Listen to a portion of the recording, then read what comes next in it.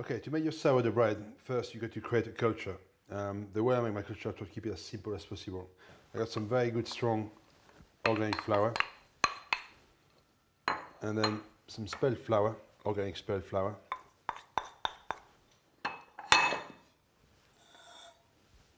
Some very good quality honey.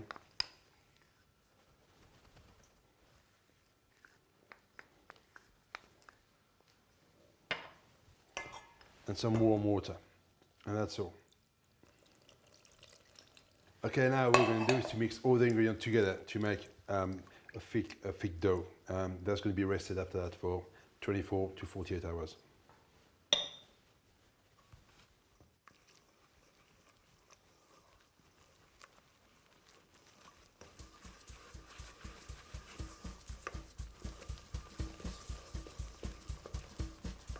So mix your ingredients really, really well together with a wooden spoon.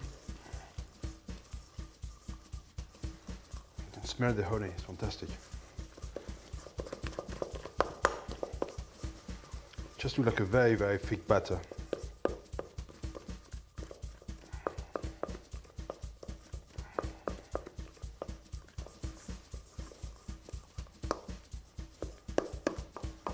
Voilà.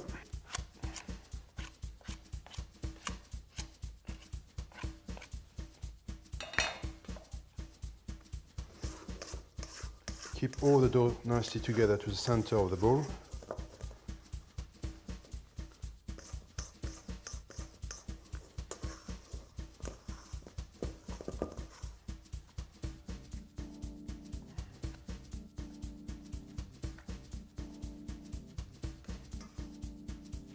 Okay, when everything is mixed together, just cover the dough with a plastic film and an elastic band like that to secure it.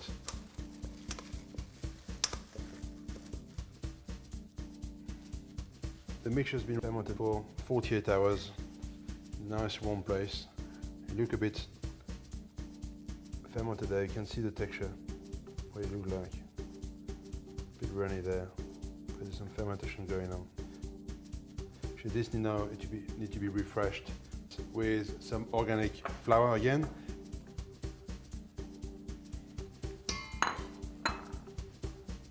And some spelled flour and a bit of water to get active again.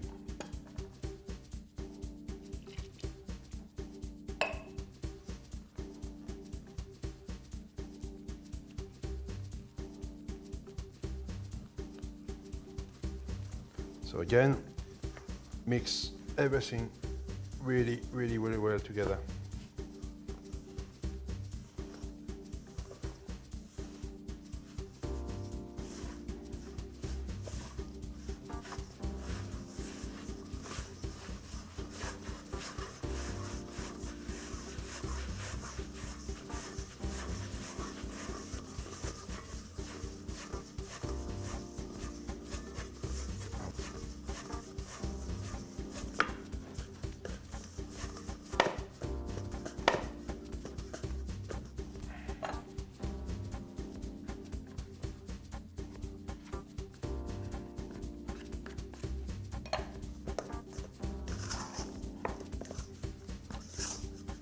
Your hand in there and really work it well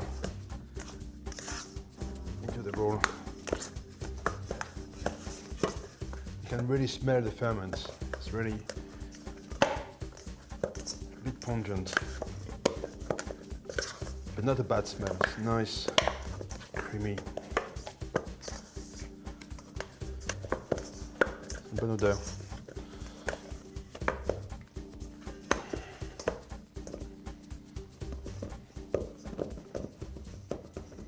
There you go, that's all. We're going to leave it rest for another 24 hours in a warm place. After 24 hours, this is what you end up with. This is really well fermented. You can see the texture there. It's like honeycomb texture. Nice strong smell. Beautiful. Right, because we don't want to have too much ferment in our fridge, what we're going to do is to remove about 600 grams of that. There's about 800 grams there altogether. and keep 200 grams to be refreshed that we use for our bread. The 600 grams remaining, we're going to put it on a tray and let it dry, and then we can transform it to a powder that we can use for a later stage that I explain in the book.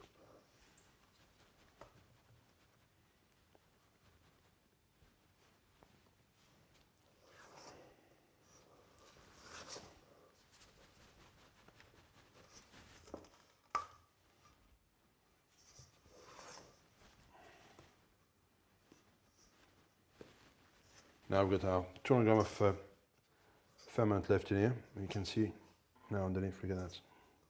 Beautiful. Keep it in the same bowl all the time.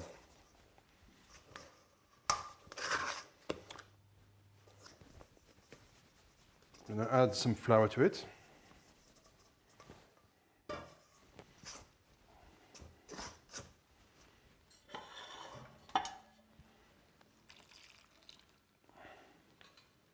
And the water.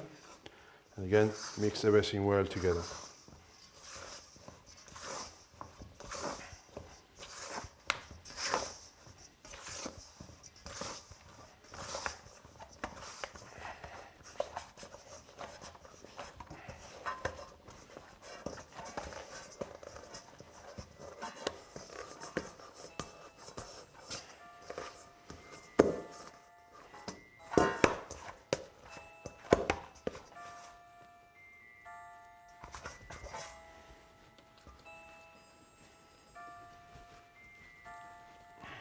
There we go. That's what you're looking for.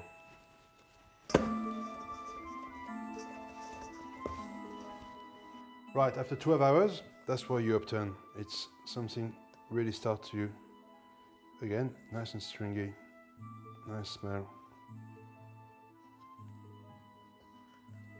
This can rest now for a couple of days in the fridge, 1 day or two, and you can make your sourdough with that.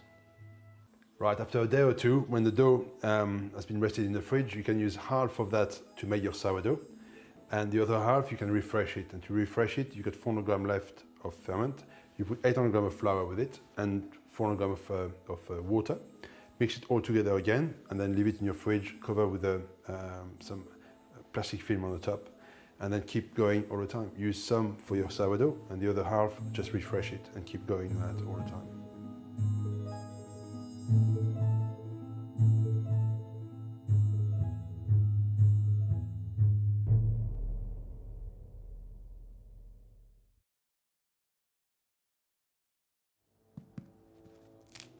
Right, I'm going to show you how to make the king of bread, the sourdough, the one everybody wants to make and succeed.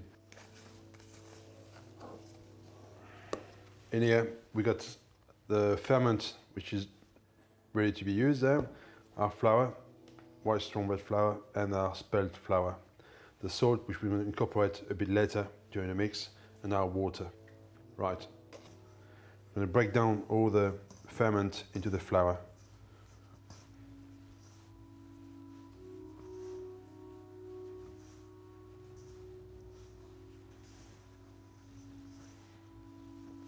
If you just crumble everything together.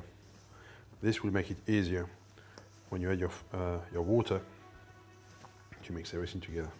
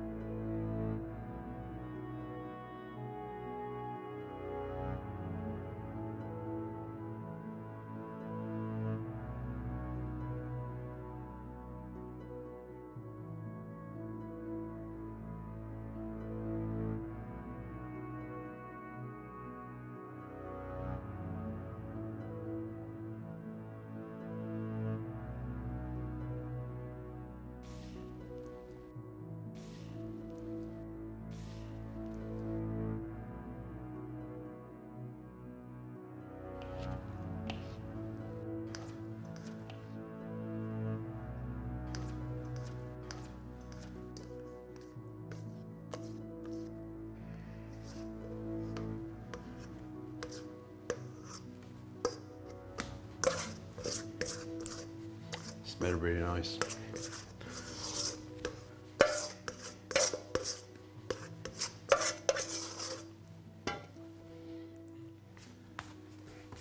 Or you might find the dough feel a bit stickier because you haven't got the salt in there. The salt will help to course the dough together, to band it together when we put it in. But we'll put the salt a bit later.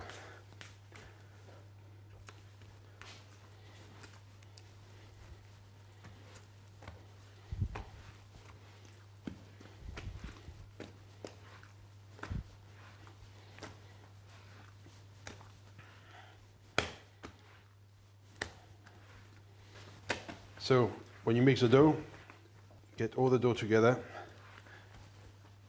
use your finger to pinch the dough underneath, to lift it like little forks. And then your thumb has got to be parallel with your 4 fingers, like so. Then you can lift the dough and swivel and slap it down, fold it over on the top, like so.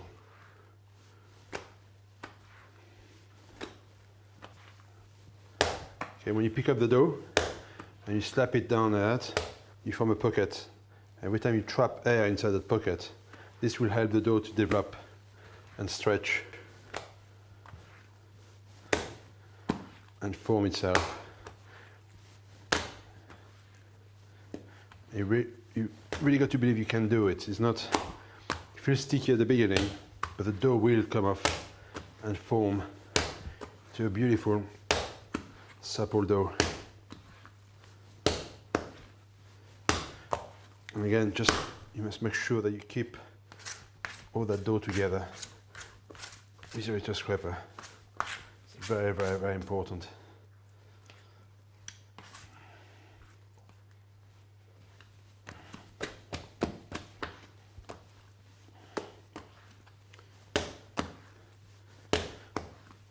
With a bit of experience, very quickly you'll find how quickly the dough really responds to the technique.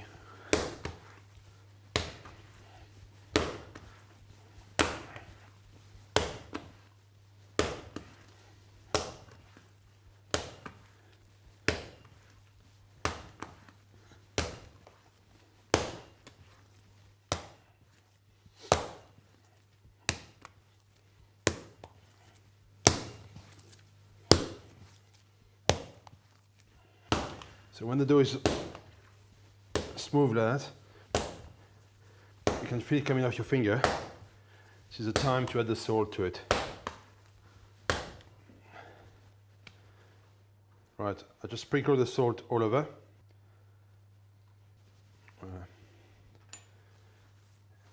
Work the salt by hand a little bit.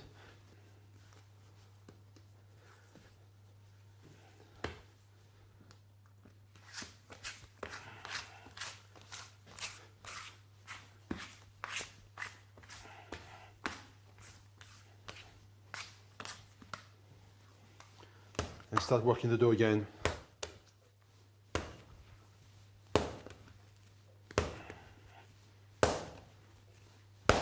You see how the dough become really, really smooth with the salt. Really change the texture of it.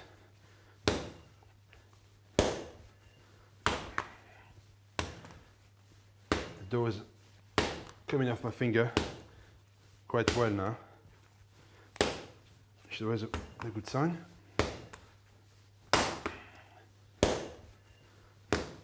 What the salt, when you add the salt halfway through your mixing, what you do, you just allow the natural ferment to meet with the flour and to really start to react with it. So the wild yeast start to work then.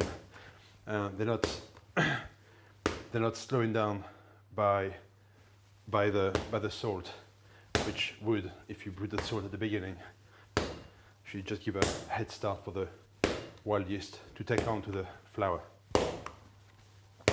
Okay, the dough is done now. As you can see, it's not sticking to my table anymore. It's nice and smooth, it's beautiful. Right now the dough, we finished to work the dough. We're going to put it to rest. Flour your table your work surface a tiny bit. So you take your dough like that, turn it upside down, smooth side down like that. And then fold it by taking each corner you're forming back into it and pressing on the middle. This will give strength to your dough and allow it to rest by pushing upwards. Like that. Nice and strong, like a baby's bottom. And the dough now is ready to be rested in a bowl. Okay, the dough has been rested for an hour now. I'm going to turn it over, fold it back onto itself a few times and put it back to rest for another hour into the bowl.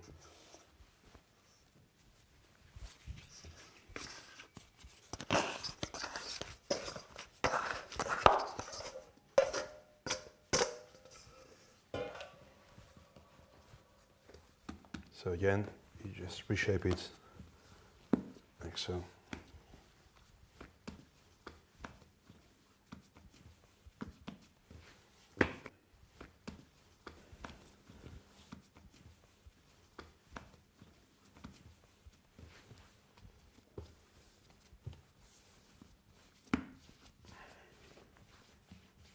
Just that.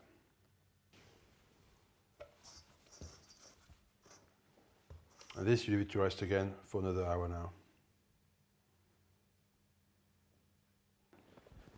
Okay, the dough has been rested for 1 hour. Now we're going to mold it to get ready to go in a basket for proving overnight.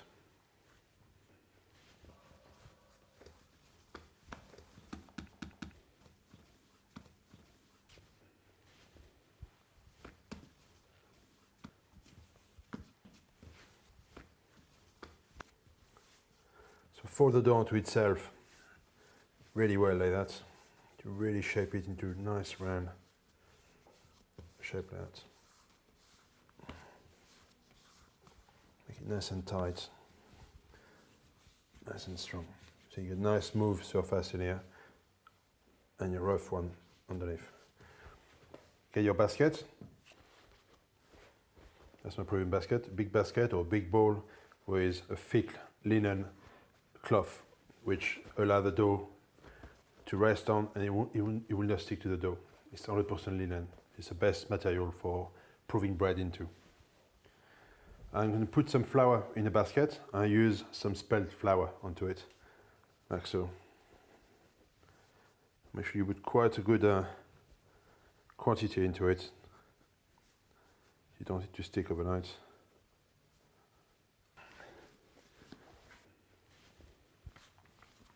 So you prove the dough, the smooth side down, like so. There. Okay, now the dough is ready to prove overnight between 16 and 18 hours.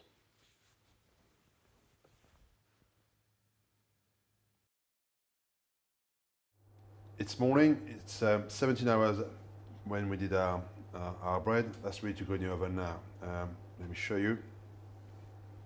Okay, and that's the loaf was improving overnight. She's nice and sturdy. Now I'm going to show you how to put this in the oven properly and effectively. Here we go. Right.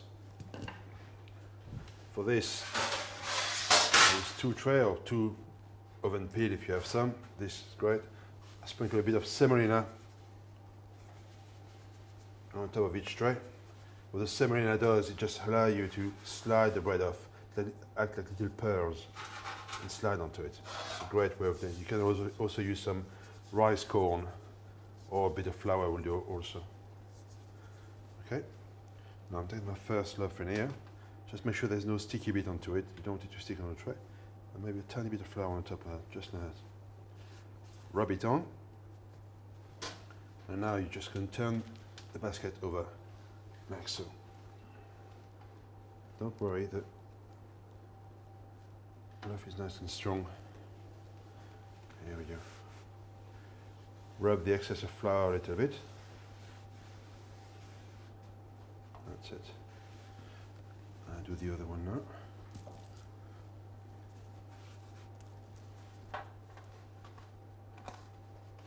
you go.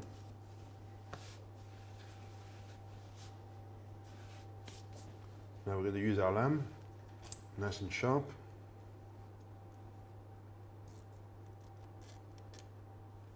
And make some nice cuts, very traditional.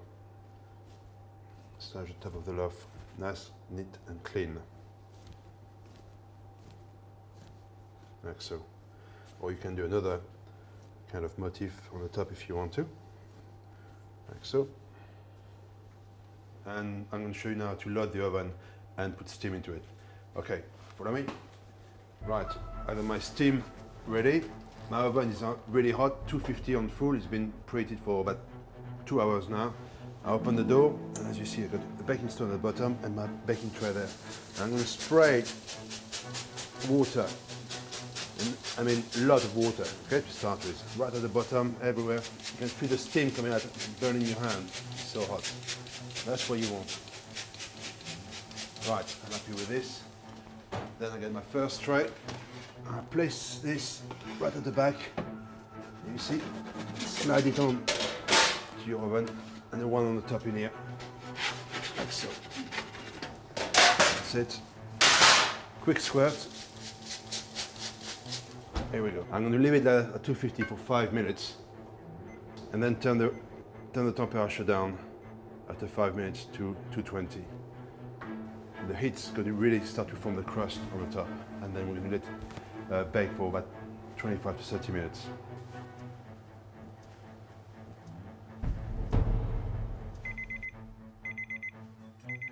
And we're going to turn the oven down now to 220.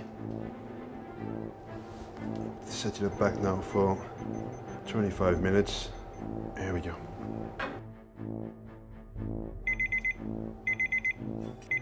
It's been about 20 minutes now in the oven. Yep, the color really starts to form now, you see.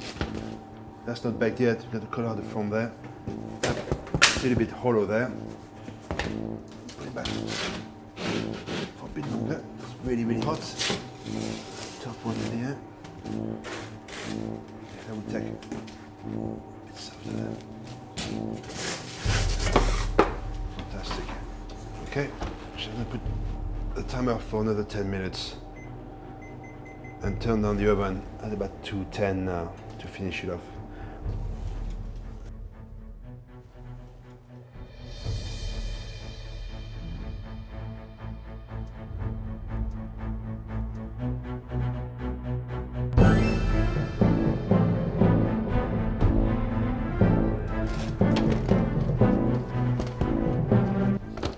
Parfait.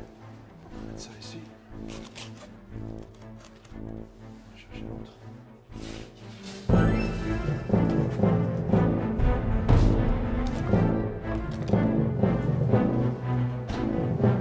Okay, look at this. Beautiful. Listen to the crust. Nice big crust. Can you hear that? Sound of a good crust. Get your teeth into that. Result. Beautiful. Let them cool down nicely. Nice golden, beautiful color, full of life.